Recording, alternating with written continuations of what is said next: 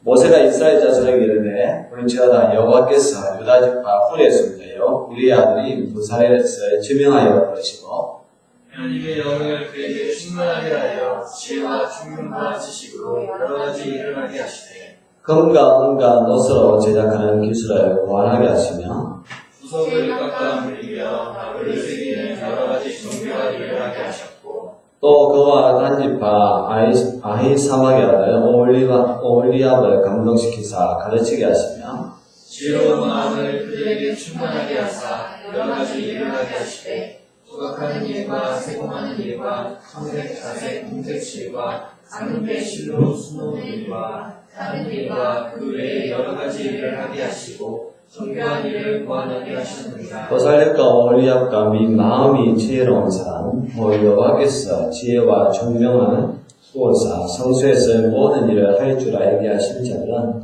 모두 여호와께서 명령하신 대로 할 것이니라.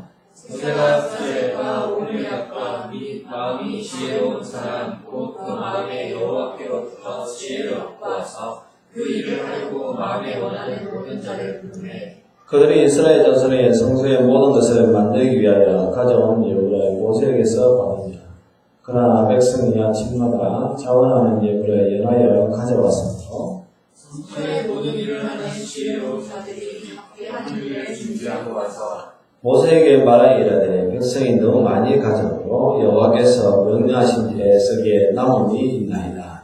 모세가 명령을 내리되 그들이 주중에 공부하여 이르되 난내를 방문하고 성소에 드릴 예물을 다시 만들지 말라 하매 백성이 가져오기를 그치니 봅시다. 있는 재료가 모든 일을 하기에 넉넉하여 남음이 솟더라. 아멘. 할렐루야. 이 자리에 오신 여러분들 주의 이름으로 환영하고 축복합니다. 우리가 믿음의 사람들 살펴보는데요. 오늘은 그 부살력과 오홀리압 이름도 여러분들 좀 생소하죠. 보통 우리가 알고 있던 그런 신앙의 사람의 이름 가운데에 부살력과 오홀리압은 그렇게 사람들에게 많이 알고 있는 그런 이름은 아닙니다. 물론 뭐 신앙생활을 오래 하신 분들 또 저와 같이 목회자라든지 신학생들은 잘 알고 있지만 그러나 일반 그 성도들 입장에서 부살력이 누구고 오홀리압이 누군지 잘 모르는데 그러나 출애굽 과정 특별히 인생의 그 여정 가운데에서 부살력과 오홀리압의 그 역할을 본다면 저와 여러분들도 참 이 성막의 성소적으로 이야기하면 교회 중심의 삶이 얼마나 중요한가를 깨닫게 됩니다. 이제 하나님께서 이스라엘 백성들의 애굽 땅, 그 종되었던 애굽 땅에서 이제 탈출을 시켜가지고 광야로 이제 들어왔거든요. 그리고 하나님께서 모세에게 율법을 제정했습니다. 옛날에는 이 종살이를 해놓으니까 이 주관성도 없고 또 그 애굽의 법에만 익숙해져 있잖아요. 그러나 이제는 광야로 왔으니까 하나님의 백성이 되었으니까 이제 하나님의 백성답게 하나님의 법에 따라서 움직여야 되지 않겠어요? 그래서 이제 하나님께서 모세에게 이제 율법을 주는 거죠. 그 율법의 이제 기둥과 같은 것이 이제 십계명. 여러분들이 많이 들어본 그 십계명이고. 그러나 십계명만 주신 것이 아니라 부수적인 작은 계명들을 줬죠. 일상적인 우리가 생활 가운데에서 일어났을 때 그 일에 대해서 어떻게 해야 되는지에 대해서 아주 세세하게 그렇게 했는데요. 그 다음으로 이제 하나님께서 아주 중요하게 생각을 한 것이 그 성막에 관한 이야기입니다. 하나님께서는 모세에게 그 성막을 만들라고 그렇게 말씀을 하셨는데요. 그 25장 이후에 보면 성막에 관해서 아주 상세하게 설명하고 있습니다. 정말 이런 건축가가 있을 만큼 정도의 아주 세밀하게 하나님께서 이제 성막을 세우라고 이야기했거든요. 그러면 이제 우리가 생각해야 될 것이 왜 하나님께서 성막을 세우라고 하셨을까? 그것을 잘 생각을 해봐야 된다. 그렇죠? 지금으로 치면 왜 하나님께서 이 교회란 공동체를 갖다가 만드셨을까? 우리가 개인적으로도 하나님을 섬길 수가 있잖아요. 또 그렇게 이야기하는 사람도 있거든요. 근데 교회를 안 가도 그냥 제가 하나님 믿고 있고 또 하나님을 제가 섬기고 있습니다. 제가 혼자서 성경도 보고 그렇게 합니다. 라고 하지 않습니까? 그럼에도 불구하고 하나님은 이 교회, 구약으로 치면 이제 성막, 왜 성막을 세우라고 또 그 성막을 세우는데 필요한 모든 설계도까지 하나님께서 주셨느냐? 여러분 그거에 잘 생각을 해 보아야 한다는 것이죠. 성막은 1차적으로는 하나님의 임재의 상징입니다. 하나님은 어디든지 계시지만 하나님께서 계시다는 것은 유형의 그러한 공간이 어디냐 하면 성막이라는 거예요. 다르게 이야기하면 여러분들이 개인적으로도 하나님을 섬길 수 있는데 세상 사람들이 봤을 때 하나님이 계시구나 라는 것을 보여주는 게 어디냐 하면 이런 모임이라는 거죠. 교회, 공동체. 그게 주일마다 교회 간다. 어디 가니? 교회 가 라고 했을 때 그러면 뭔가 저 사람들은 믿는 존재가 있구나 그렇게 생각을 한다는 거죠.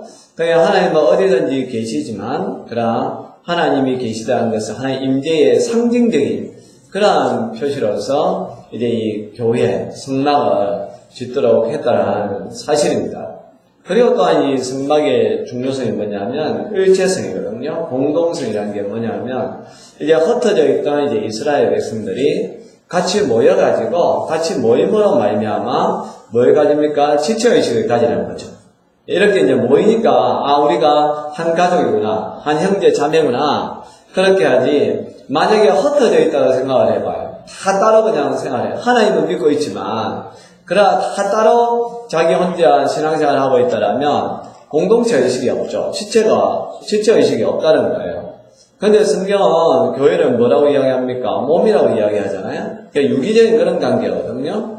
그러니까 우리가 이렇게 함께함으로 말미암아 우리는 그리스도 안에서 한 몸이구나 라는 것을 갖다가 깨닫게 되는 것이고 또 그리스도 안에서 교제를 하는 거죠. 어떻게 신앙 안에서 생활했는지 또 일상생활을 어떻게 했는지 이런 모임을 통해서 깨닫게 되니까 하나님께서 이제 성막을 세우라고 그렇게 말씀하셨다는 겁니다.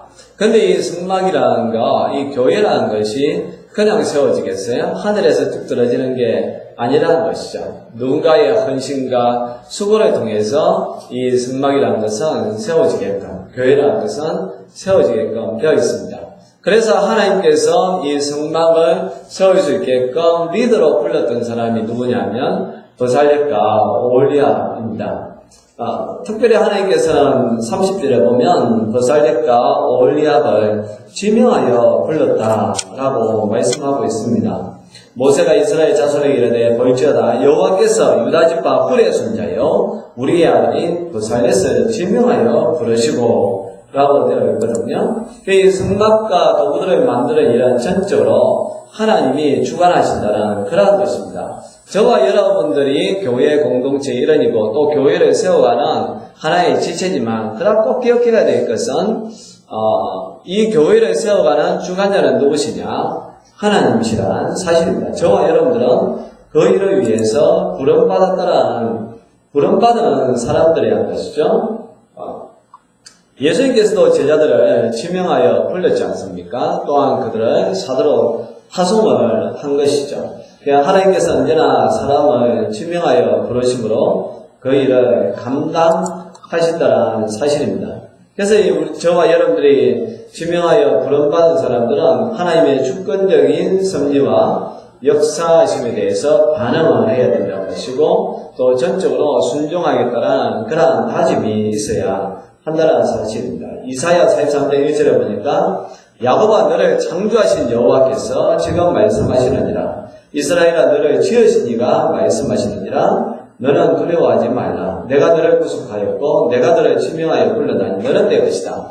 동시에 하나님이 우리를 지명하여 불렀다는 것의 큰 유익이 뭐냐면 우리는 지명하여 불렀으니까 하나님의 뜻대로 살아야 되는구나. 헌신하고 순종해야 되겠구나. 그렇게 생각하지만 또 반대로 보면 하나님이 우리를 지명하여 불렀기 때문에 하나님께서는 저와 여러분들을 전적으로 책임져 준다는 사실입니다. 여러분 이것이 얼마나 놀랍고 감사한 일입니까? 우리의 삶뿐만 아니라 우리의 영혼을 책임져 주시는 거죠.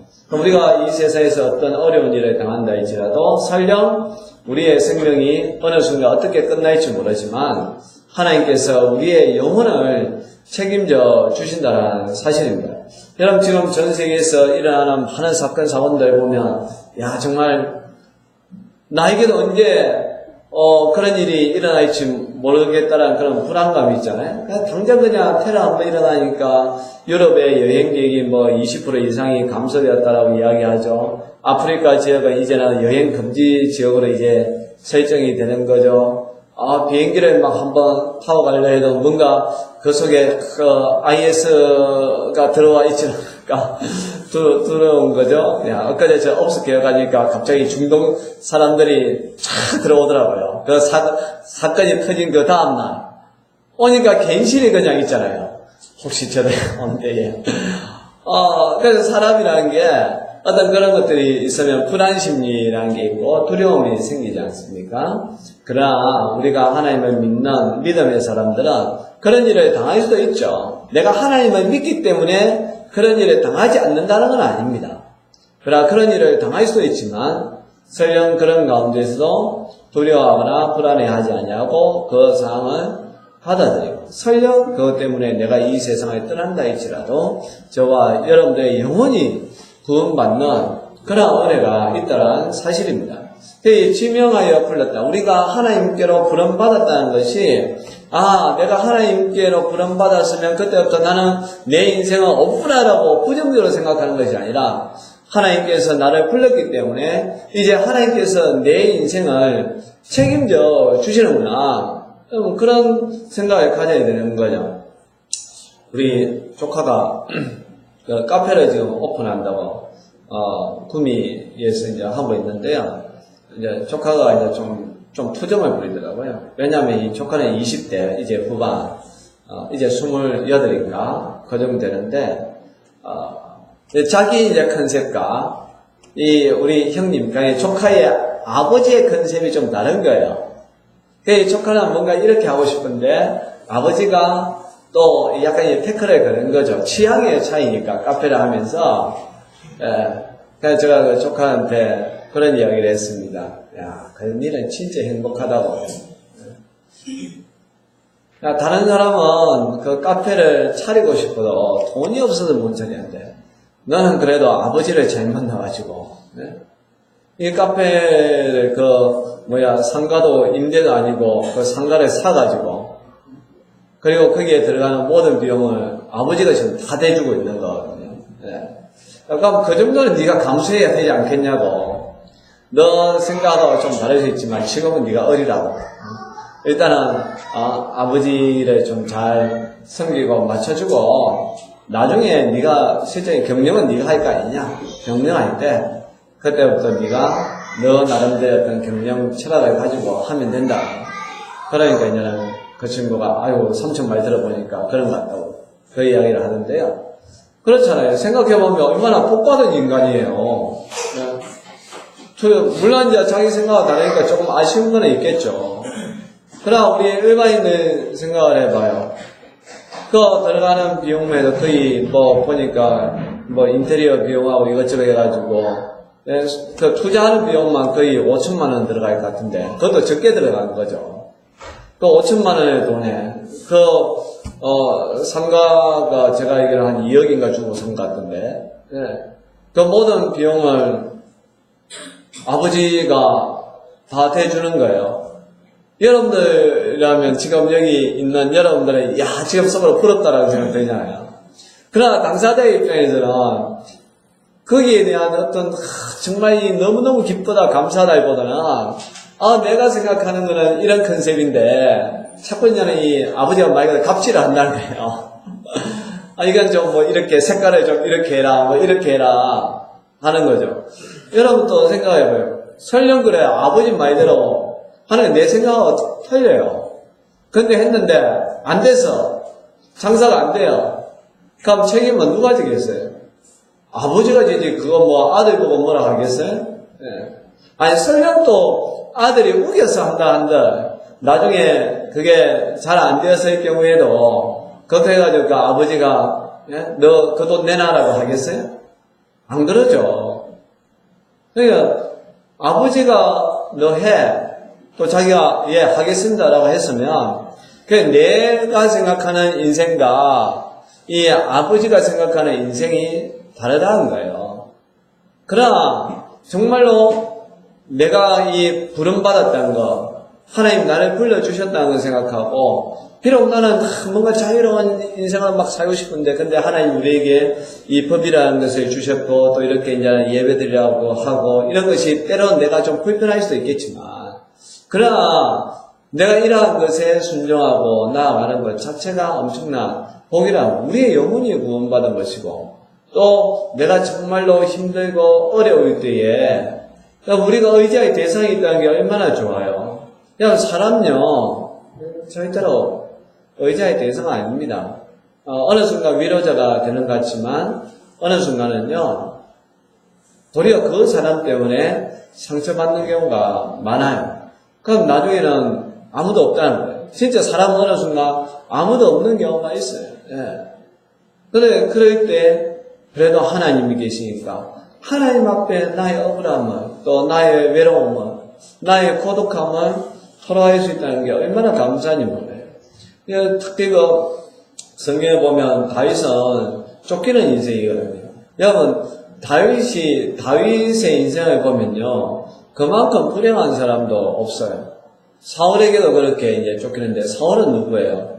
자기 장인어른 아닙니까? 장인어른이 자기를 죽이려고 막 군사들을 풀어가지고 하죠. 그나마 있었던 사람 다 도망가 버리죠. 그래서 또 왕이 이제 겨우겨우 이제 왕이 되었는데, 이번에 지 아들 이제 압살롬이 또 이제 설치기 시작해가지고, 압살롬이 반란을 일으키잖아요. 그래가지고 신발도 못 신고 성경에 보면 도망갔다가 돼 있어요. 여러분 생각을 해보세요. 자기 아들한테 쫓기는 아버지의 인생, 막 그냥 굴 같은 데서 숨어 지내니까 얼마나 외롭고 처량하게. 여러분 그 살맛이 나겠습니까? 진짜 세상 부끄럽죠. 진짜 어떻게 보면 아들이 반란을 일으켰으니까 남한테 뭐라 말도 못하잖아요. 그럼에도 불구하고 그 과정을 이겨낼 수 있었던 건 뭐겠습니까? 하나님이에요. 시편을 읽어보면 대부분 다 쫓기면서 쓴 시들이에요. 하나님 왜 내 인생이 이렇습니까? 막 하나님 앞에 때로는 원망도 하고 불평도 하고, 그래도 저는 하나님을 바라보며 소망을 가집니다. 희망을 가집니다. 하나님을 찬양합니다. 그러면서 또 앞으로 가는 거예요, 인생. 그래서 결국 마지막에는 다윗이 왕으로 다시 등극하게 되는 것이고, 이스라엘 사람들이 가장 존경하는 그런 왕이 되는 것이거든요. 다윗도 결국 하나님이 없었다라면 평범한 인생으로 끝났든지 아니면 비극적인 인생으로 끝나고 말았을 거예요. 그래도 하나님이 있으니까 그가 그 인생을 이겨낼 수가 있다는 것이죠. 그래서 하나님이 지명하여 불렀다. 그것은 정말로 대단한 특권입니다. 보살렛과 오홀리압의 승막을 짓기 위하여서 하나님이 부른 거잖아요. 그거 일한다고 생각하면 얼마나 귀찮겠어요. 왜 하필 나를 내가 지켰을까? 그렇게 생각하지 않겠어요? 그 많은 사람들 중에서. 그러나 또 반대로, 하나님께서 나를 불렀고, 또 이 승막이 어떠한 곳이라는 것을 안다라면, 거기에 대해서 이 부름받았던 것이 얼마나 더 기쁘고 영광스럽게 생각을 하겠어요. 그 보살렛과 오홀리압은 그러한 마음으로 하나님 앞에 나아갔다는 사실입니다. 그리고 두 번째 우리가 기억해야 될 것은, 하나님께서 부르시는 사람은 또 하나님께서 책임져 주신다는 것입니다. 하나님께서는 보살렛과 오홀리압을 지명하여 불렀을 뿐만 아니라 그들로 하여금 그 일을 충성스럽게 감당할 수 있도록 그들을 준비시켜 주셨습니다. 첫 번째로 하나님께서 보살렛과 오홀리압을 보면 하나님의 영을 그에게 충만하게 채워주신 것을 볼 수가 있습니다. 31절에 보니까 하나님의 영을 그에게 충만하게 하여 라고 되어 있습니다. 그들에게 명령한 모든 것을 감당하게 하였다고 강조합니다. 그리고 36장 1절에도 보살렛과 오홀리압과 및 마음이 지혜로운 사람, 그 여호와께서 지혜와 총명을 보사 성소에서의 모든 일을 할 줄 알게 하신 자들은 모두 여호와께서 명령하신 대로 할 것입니다. 그러니까 하나님께서는 어떤 사람을 불렀지 않습니까? 그러니까 부른 것으로 이제 네가 알아서 해. 그런 것이 아니라 그 일을 할 수 있게끔 하나님의 영을 충만하게 부어주신다는 것입니다. 그리고 두 번째로 지혜로운 마음을 그들에게 또 충만하게 해주신다는 거죠. 우리 36장 1절에 다시 본다라면 여호와께서 지혜와 총명을 부어사. 여러분, 그러니까 우리가 기억해야 되는 거예요. 우리가 하나님을 잘 믿는다는 것은 하나님의 영으로 충만해야 되고요. 그 다음에 지혜와 총명이 있어야 된다는 것입니다. 그러니까 이 무대포 정신으로 살아서는 안 된다는 거예요. 그러니까 가능하게 믿음 있는 사람들이 그냥 아무 생각 없이 그냥 믿고 가자라고 하는데, 그렇죠. 우리가 믿어야 되죠. 하나님을 신뢰해야 되지만, 그러나 동시에 어떤 일을 할 때는 지혜와 총명스럽게, 덕스럽게 그 일을 해 나갈 줄 알아야 된다는 겁니다. 그러니까 우리가 믿음으로 하지만 문제는 나오거든요. 하다 보면 예상치 않았던 그런 난제들이 막 생기는 거예요. 아, 이거는 내가 생각하지 않았던 것인데 왜 이런 것이 생겼을까? 그럴 때는 그냥 또 믿음으로 나가자. 그럼 이제 물에 푹 빠져 죽을 수도 있겠죠. 그럴 때는 하나님 앞에 뭘 구해야 되겠어요? 지혜를 구해야 되겠죠. 또 하나님 총명이라는 건 뭐냐면 옳고 그름을 분별할 수 있게끔, 어떤 일을 선택할 때, 결정할 때 하나님 여기에 대해서 저에게 총명을 주셔서 어떤 것이 옳은 것인지 어떤 것이 그런 것인지 잘 분별하게 해 주십시오 라고 한다면 하나님께서 여러분들에게 지혜도 주시고 총명도 허락해 주신다는 사실입니다. 이렇게 하나님께서는 브살렛과 오홀리압을 불렀을 뿐만 아니라 그 일을 감당할 수 있게끔 하나님의 영으로 충만하게 부어주시고 지혜와 총명도 주신다고 합니다. 그러니까 여러분들이 하나님 앞에 부름받았다고 생각한다면 여러분들이 하나님 앞에 기도해야 될 것이 이 두 가지겠죠. 첫 번째로 하나님, 제가 하나님의 영으로 충만한 삶을 살게 하여 주옵소서. 그래서 너의 예수님도 그렇고 바울도 그렇고 성령 충만하게 살아라고 하지 않습니까? 그리고 이제 두 번째는 하나님, 제가 이 일을 감당할 수 있는 지혜와 총명도 허락해 주십시오. 이 일에 대해서 내가 어떤 선택을 해야 되겠습니까? 심지어 어떤 말을 해야 될까요? 라는 그런 것을 하나님 앞에 기도한다면 어떤 문제 앞에서도 그것을 극복할 수 있도록 하나님께서 길을 만들어 주신다는 사실입니다. 그 다음에 우리가 오늘 이 본문에서 흘러버리기 쉬운 건데 브살렛과 오홀리압만 나오고 있는 것처럼 보이지만 그러나 성경에는 브살렛과 오홀리압뿐만 아니라 다른 사람들도 등장하고 있습니다. 36장 1절과 2절 보시기 바랍니다.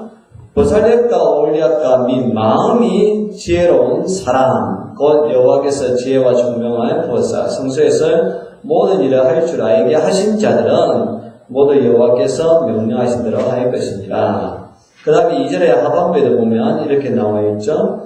여호와께로부터 지혜를 뽑아서 그 일을 하려고 마음에 원하는 모든 자를 부르매.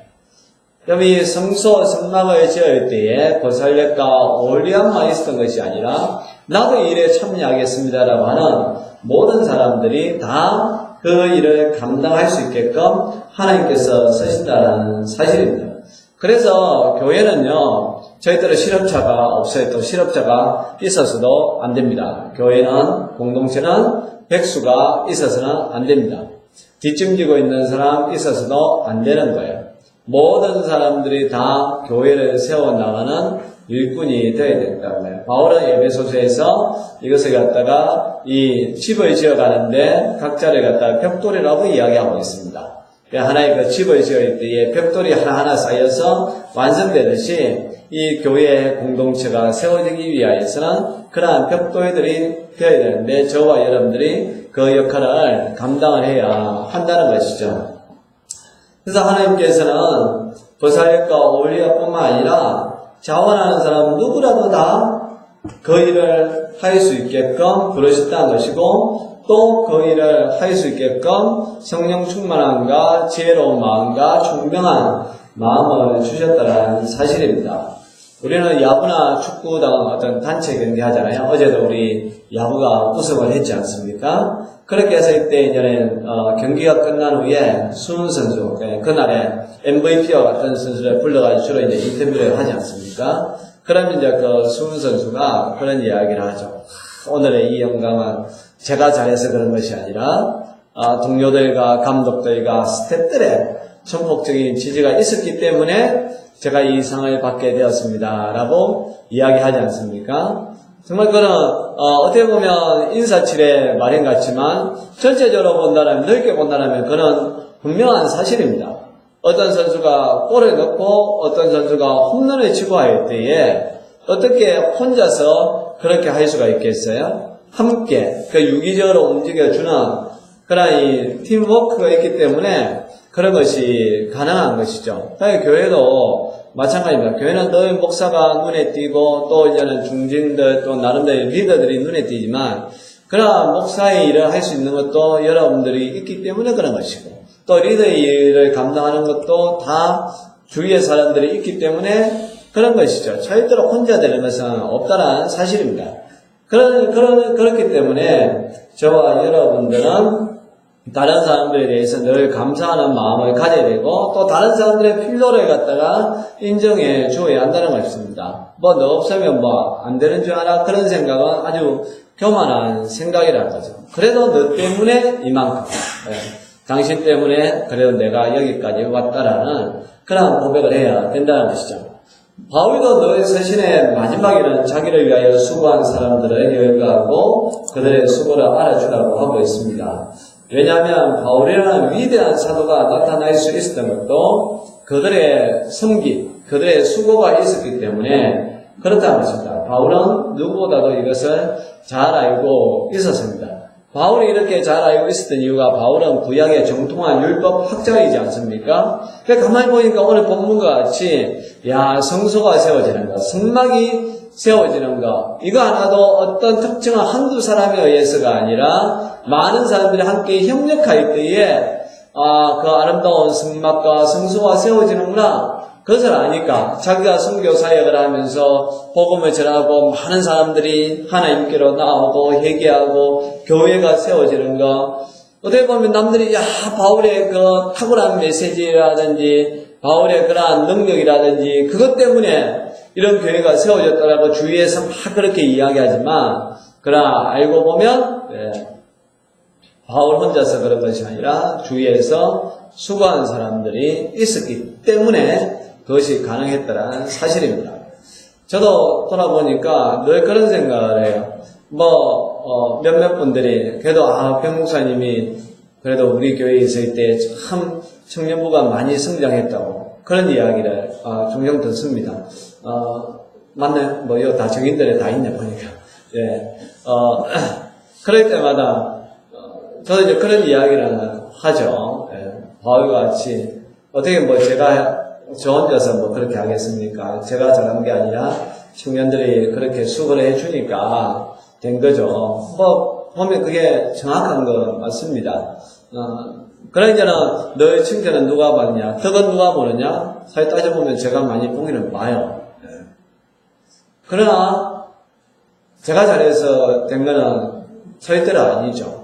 어떻게 보면 순종하는 사람들, 함께 뜻을 같이 한 사람들이 있었기 때문에 그래도 그 공동체가 세워지는 것입니다.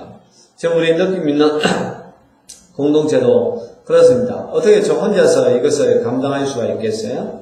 그래도 함께 수고하는 여러분들이 계시기 때문에 그래도 이제 교회가 조금씩 이렇게 자리를 잡아가려고 하고 있는 것이죠.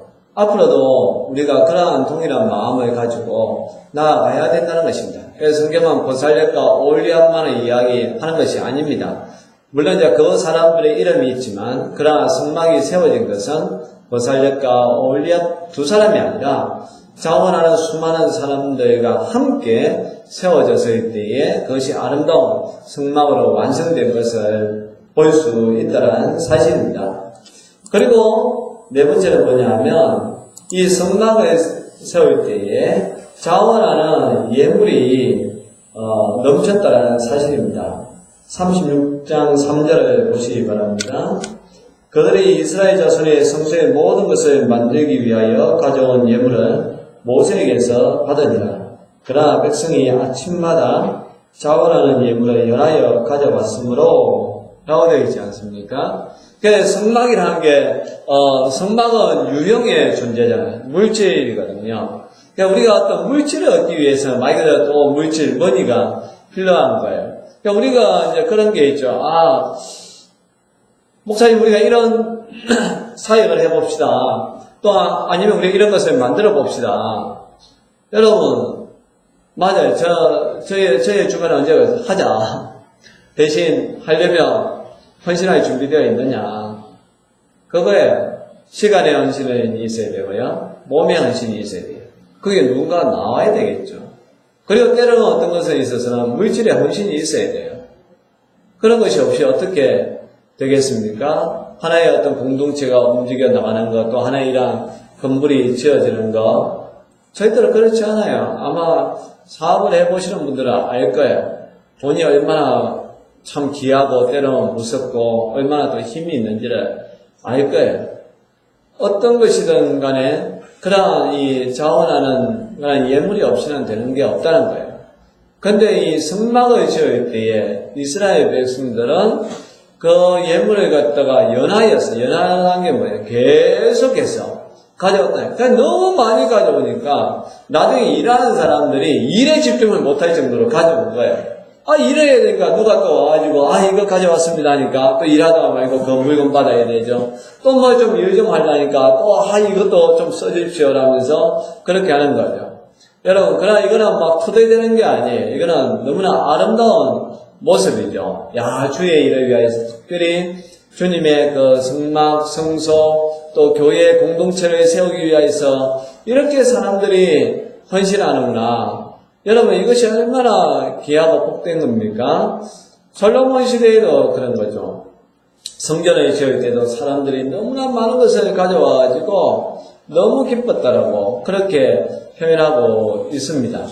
그럼 저와 여러분들이 하나님의 나라를 갖다가 세워나가는, 교회를 세워나가는 사람들이라면 이런 자세가 있어야 된다는 거예요. 버살렛과 오홀리압처럼 하나님이 나를 불러주셨다는 것에 대해서 여러분 감사한 마음이 있어야 되는 거예요.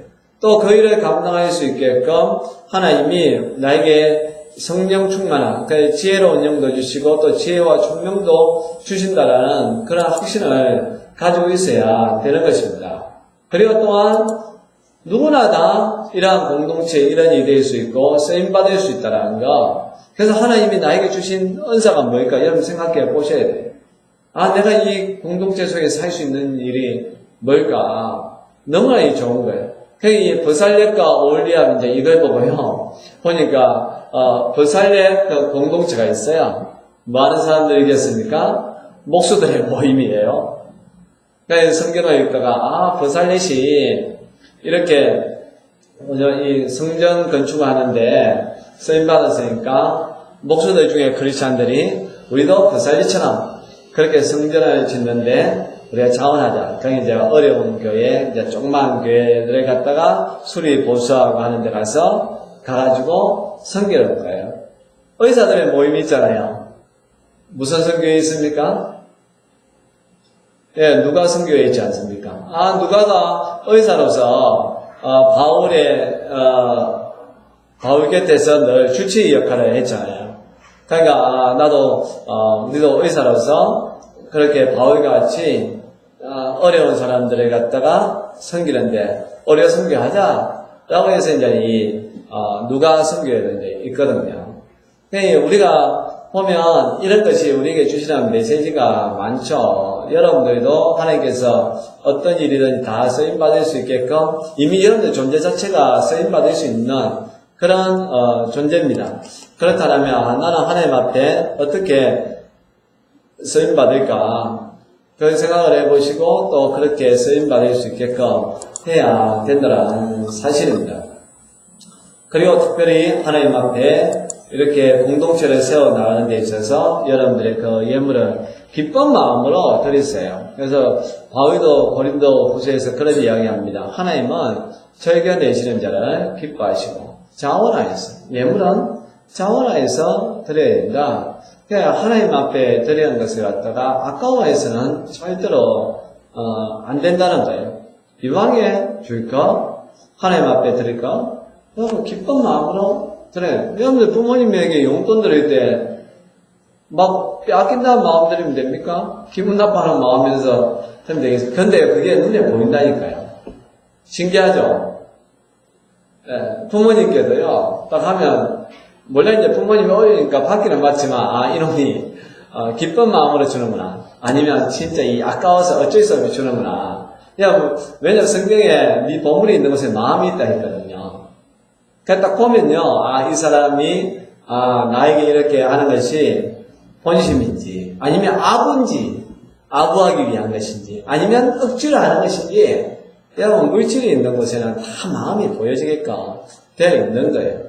우리가 하나님 앞에 드리는 예물은, 여러분, 기뻐하면서, 자원하여서, 그래, 특별히 이제 교회 공동체를 세워나가는 데 있어서 내가 시간을 내고, 또 여러분 이렇게 예배 드리는 거는 몸이 또 오는 거 아닙니까? 이방에 교회 가는 거, 즐거운 마음으로 가야 안 되겠어요? 하나님, 내가 자원하여서 예배드려 갑니다. 끌려가는 것이 아니라 내가 진짜 기뻐서 갑니다. 각각 표정부터가 좀 다르죠. 여기 딱 앉아있는 거 보면 정말로 자원하여서 온 건지 그냥 끌려온 것인지 보면 다 보이는 거예요. 하나님 앞에 예물을 드릴 때에도 액수에 상관없이 그래도 하나님 정말로 모든 내 인생의 주관자가 하나님이라는 것을 고백하여서 이렇게 예물을 드립니다 라고 해야 하나님도 그래 좋아 그런 마음 가지고 드리니까 내가 너에게 더 좋은 것으로 당연히 채워줘야지 그렇게 한다는 것이죠. 이렇게 해서 이제 성막이 만들어졌습니다. 그의 보살력과 오홀리압을 주축으로 하여서 많은 사람들이 자기의 재능을 갖다가 기부하는 거죠. 헌신하는 거죠. 그리고 또 그러지 못하는 사람들은 예물을 가지고 또 성전을 지어가는 데 같이 동참하게 된 것이죠. 그래서 나중에 보면 이제 이 성막이 이제 만들어지고 강야를 향해서 이제 쭉 나아가거든요. 가나안 땅에 나아가는데 여러분 성막이 어디 있느냐 하면요. 성막이 동서남북 각 그 세 지파가 하나의 진을 형성하는 거예요. 이제 그 강야로 나아갈 때는요. 이제는 오합지졸이 아니라 하나의 군대입니다. 진이라는 게 이 군대잖아요. 군대에 그런 딱 천막을 치듯이. 그렇게 해서 동서남북의 각 세 지파씩 그렇게 딱 해서 이제는 딱 가거든요. 여러분, 그때 성막이 어딨냐면 딱 한가운데 있습니다. 한가운데. 중심에. 다르게 이야기하면 다 무너져도 뭘 지켜야 된다는 거예요? 성막을 지켜야 된다. 그럼 왜 다 무너져도 성막을 지켜야 될까요? 그건 또 반대의 의미가 있는 거예요. 성막을 지켜야 너희들이 산다는 거예요. 이것이 우리 신앙의 원리입니다. 우리가 이렇게 이곳에 나와서 예배 드리는 거, 예배가 내 인생의 주인이 되는 거예요. 가운데 정중앙에 있어야 되는 거예요. 다른 보면 아무리 내 인생이 힘들어도요. 예배만큼은 꼭 지켜야 돼요. 반대로 이야기하면 예배를 꼭 지키는 사람은 인생에서 승리한다는 거예요. 이것이 영적인 원리라는 것을 하나님이 보여주시는 것이고 또 왜 이 성막을 그렇게 하나님이 그렇게 설계도까지 직접 주시면서 만들려고 한 것인지 알 수가 있다는 사실입니다. 그러니까 여러분들이 이 자리에 나와 있는 것이 그런 점에서 복이라는 것입니다. 여러분들 정말로 예배에 승리하면 여러분 인생에 승리하게끔 되어 있습니다. 여러분들이 하나님을 만나면요 인생의 그 어떤 문제를 만나도 두려워하지 않는다는 것이죠. 그래서 광야 생활할 때에 얼마나 많은 어려움들이 있었습니까? 그럼에도 불구하고 하나님이 이스라엘 백성들과 함께 해주는 것. 그런 결국 성막 중심의 삶이었기 때문에 그렇다는 사실입니다. 오늘 저와 여러분들도 이 보살력과 오홀리압 그리고 자원하는 많은 사람들처럼 성막, 그러니까 주님의 몸된 교회를 세워나가는 데에 귀하게 같이 쓰임받았으면 좋겠습니다. 또 여러분들이 이 성막 중심의 삶, 교회 중심의 삶을 통하여서 여러분의 인생 가운데 아무리 힘들고 어려운 일이 있어도 하나님과 함께 하셔서 승리하는 삶을 살아갈 수 있기를 주님의 이름으로 축복합니다. 찬양하겠습니다.